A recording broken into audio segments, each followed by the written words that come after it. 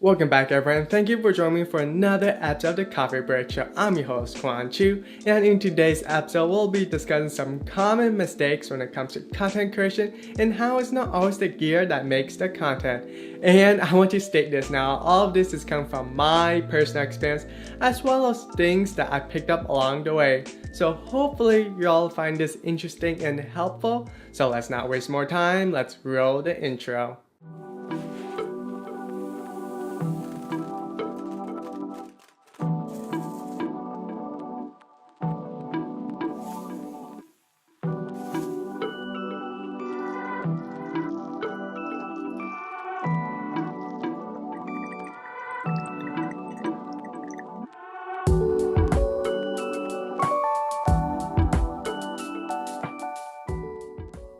Okay, so if you happen to be new to Coffee Break Show and are an audio listener, I just wanted to share that there is a video component over on my YouTube channel. It is where I make anime and manga related content as well as these content creation themed videos like this one. Just search for Quang Chu over on YouTube. So be sure to subscribe and tap that bell to get notified for more content like this. And real quick, before we begin, I also have another announcement that I want to make, and that is that this show is now available on Apple Podcasts, Spotify, Google Podcasts, and other major podcast services of your choice, which I have to say is insanely cool and a lot easier than I thought it would be. That is probably because I am using Anchor to host this show, but more on that later.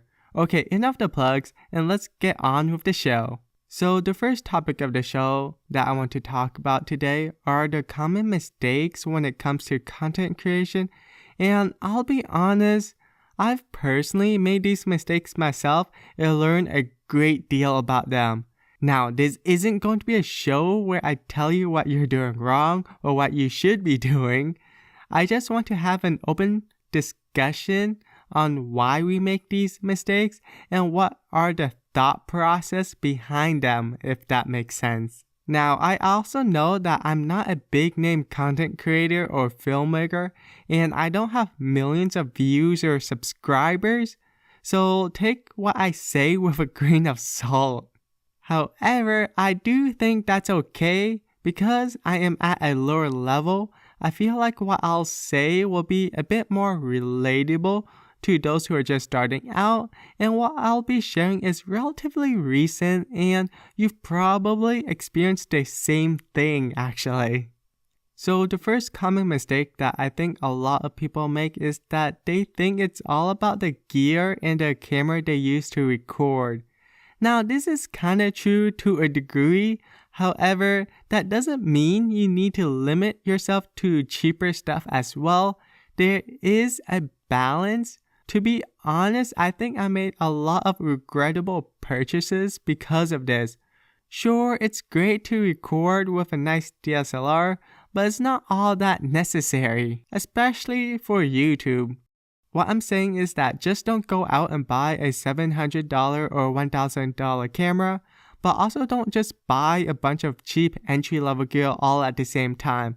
That is still a lot of money to spend right off the bat. And chances are, if you do like making videos and want to go farther, then those entry-level gear can actually hold you back as there's no room for upgradability and you may end up not using them anymore. That's kind of what happened to me actually. It's best if you can to use what you have for now, like your smartphone, and maybe buy a decent mic for better audio quality.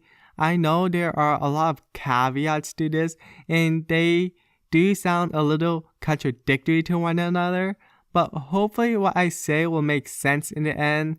Again, it's all about balance.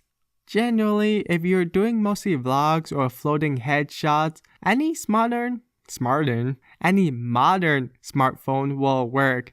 iPhone, Samsung, Google Pixels, or any Android phones will get the job done. At this point, most of them will have decent quality cameras on them, and you only really need to be able to record in 1080p in a decent lighting environment to start out. Now, I'm pretty flexible when it comes to Android versus Apple, and I've owned both devices in the past and like them both for specific reasons. So I'm definitely not gonna go into the whole Apple versus Android debate, but maybe another time if you guys are interested, because that is a whole other topic in my opinion. Anyway, I know technically if you're using your phone, you've already spent like $700 to $1,000 depending on what you have. I'm just saying, just don't spend another $700 to $1,000 for a camera when starting out. And that is because you don't necessarily know if you even like making videos yet. Which leads me to say that early on, I think I did spend too much money on beginner level gear straight off the bat. And I kind of regret that decision if I were to look back on it right now. I did what many people would do in YouTube, how to start a YouTube channel, what's the best camera to use, and what's the best mic, and so on and so forth.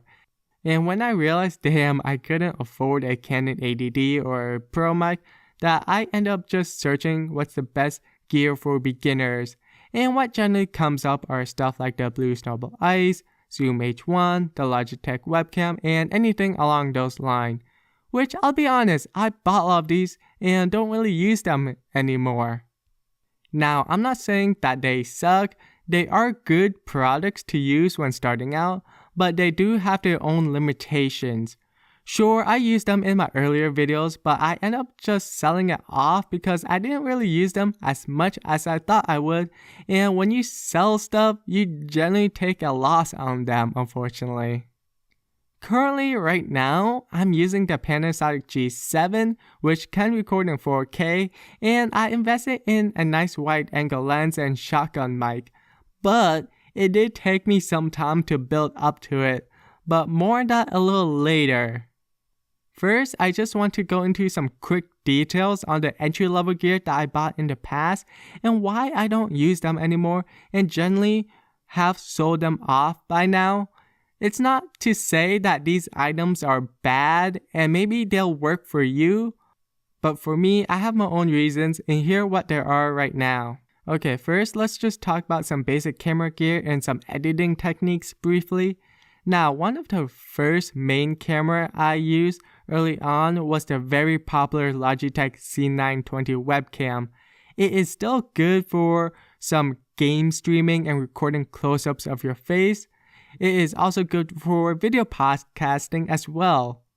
But what it is generally not good for is when you want to capture a bit of a wider shot that isn't just limited to your head.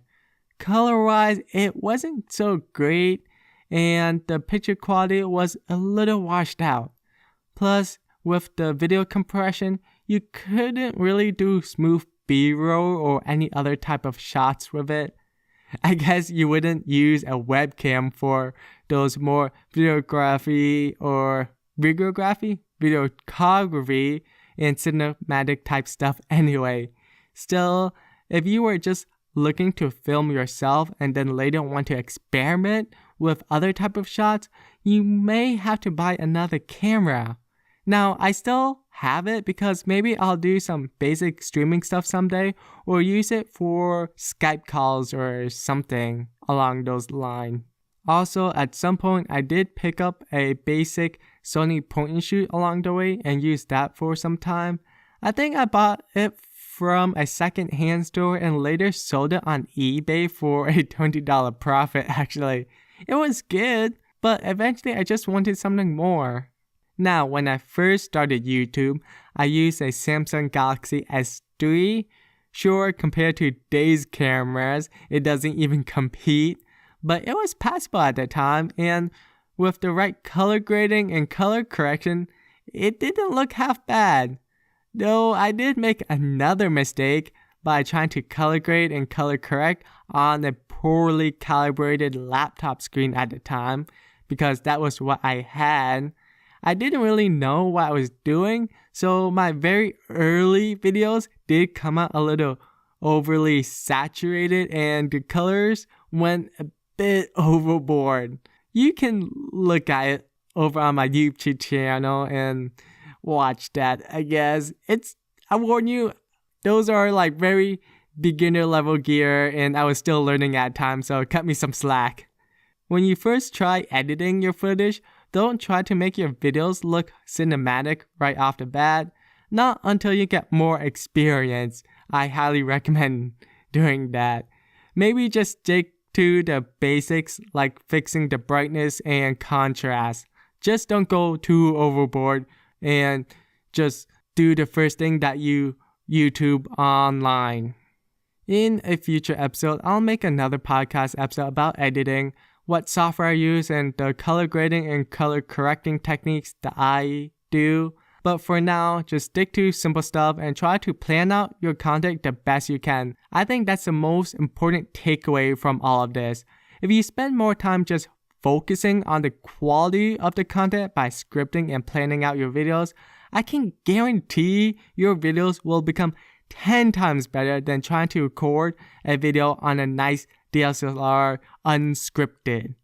It wasn't until my most recent content and reviews that I started scripting, planning, and even storyboarding out my videos.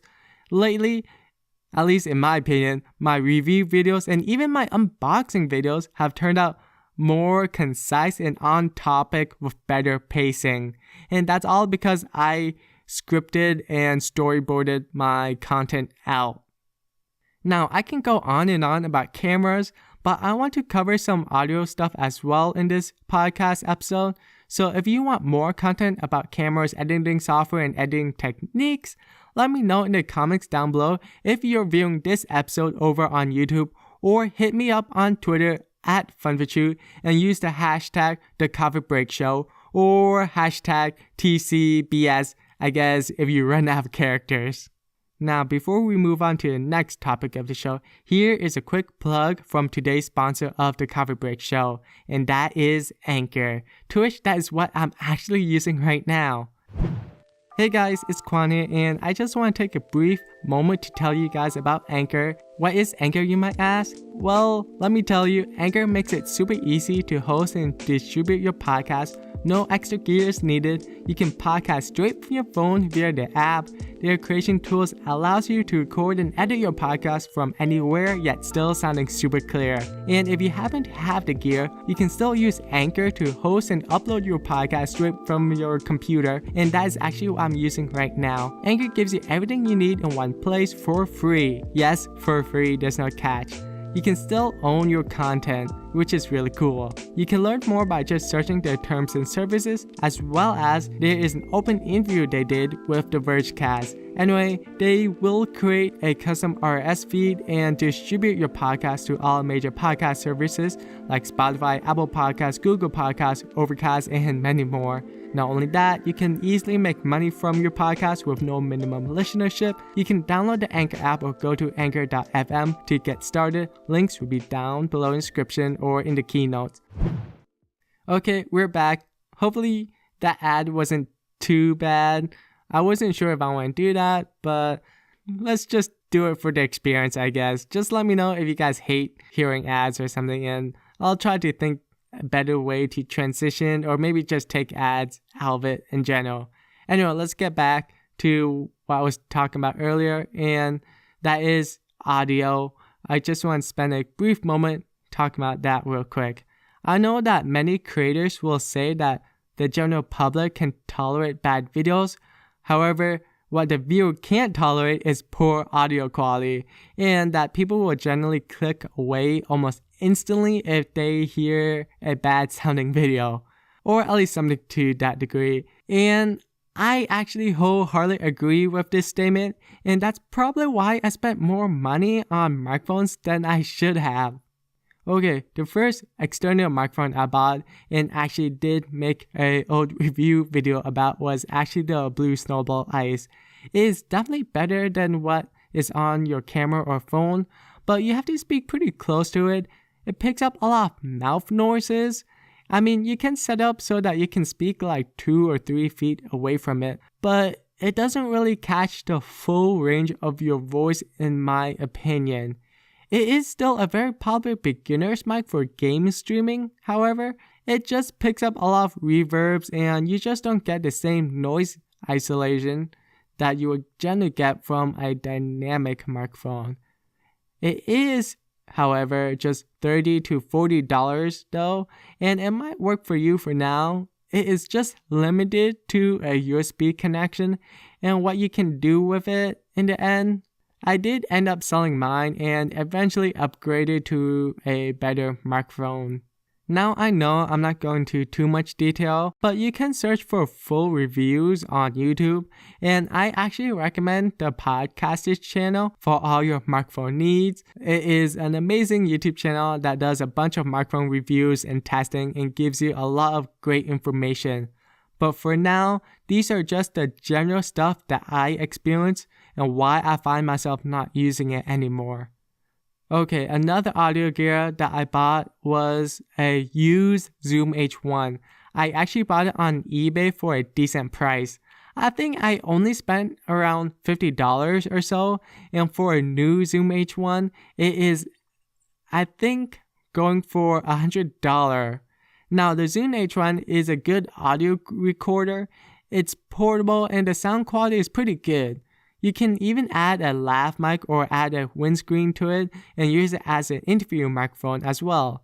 I just didn't really use it as much as I thought I would. I still have it as a backup mic for traveling, which I guess I don't really do much of. So I haven't decided if I want to keep it or sell it.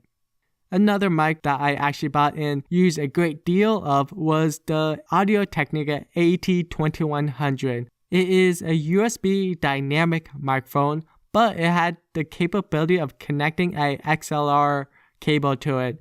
You still have to speak pretty close to it, but it was great for podcasting and was what I used for the Reanimated podcast, RIP, from way back when in, I guess, 2016 by now? Wow, that is actually a long time. Anyway, it was an international podcast group where we talk about anime and video games, but I want to save that story for later for a future episode because I think I could bring in my former host and we can have a really good, informative discussion about it and what we learned from it. Anyway, if you wanted to use the Audio-Technica AT2100 and wanted to shoot yourself with that microphone, but have that mic be out of frame, it wasn't really meant for that. Generally, I would recommend this microphone for beginner podcasting and voiceover like this one. Just not so much for those video or cinematic type stuff, unless you don't mind having it in your shots as you record yourself speaking and syncing the audio later. In general, if you use an external source, you do have to take an extra step to sync your audio to your video, and I hated doing that because sometimes things don't match up the way they should or things get out of sync, and yeah, it is a lot of troubleshooting that gets involved if things goes a bit wonky. Anyway, it is quite time consuming and stressful when you have to troubleshoot issues relating to audio. And also sometimes you, in this case me, can forget to hit the record button and you do have to do another re-recording because of this. The audio from your video footage may not sound so great or good. Anyway, I didn't like syncing my audio, so I had to find another alternative, to which is what led me to purchasing the Rode Video Micro for my video footage when I record myself. Sure, it isn't the best compared to having a mic closer to your mouth, but I would easily trade it for the convenience and a B+ in terms of sound quality than having to deal with bit rates and syncing issues, as well as accidentally not recording sound, because legit, I can guarantee that this will happen to you more than once. Now, I just recently bought an even more pro-like mic to plug into my camera, which is still a shotgun mic. It is the Rode Video Mic Pro Plus, which is a detachable shotgun mic for your camera and DSLRs. I can't really say too much about it right now since I haven't really used it all that much yet, but it's definitely another huge improvement in my video or filmmaking gear. I actually sold some of my other gear that I don't use anymore just so that I could buy this mic, It was an open box item on eBay, so I got it for a decent price as well. I guess another tip would be that it is okay to buy video and audio gear used on eBay. Just make sure that you do a good amount of research and try to buy from vendors that have actual pictures of the item and its condition, not those stock photos that they grab from the website or on Google. Anyway, so what's the takeaway from all of this? I guess it's been 3 years since I started making videos, and along the way, I made several purchases and upgrades. Right now, I'm using the Panasonic G7. It is a pretty entry-level micro four thirds DSLR, which is able to record in 4K in 30 frames per second. I also invested in some nice wide-angle lens and a vintage 50mm lens to get those super shallow depth of field shots and that bokeh as well. Not only that, I also bought external audio source for better sound quality. Now, I'm not trying to brag or anything, and I definitely feel self-conscious when I speak about what kind of stuff that I bought and used, because to be honest, I don't really make that many videos, but I do enjoy making the best quality video that I can. It isn't to say that I didn't work hard for them.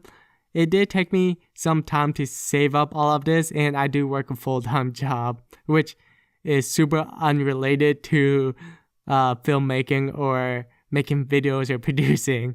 Anyway, I'm going off on a tangent right now. What I'm trying to say is that I did a lot of research as well as going back and forth on other cameras and trying to find the gear that fitted my need for a certain price point. And it's just all about balance on how much you're willing to spend and what kind of gear you do end up picking and buying.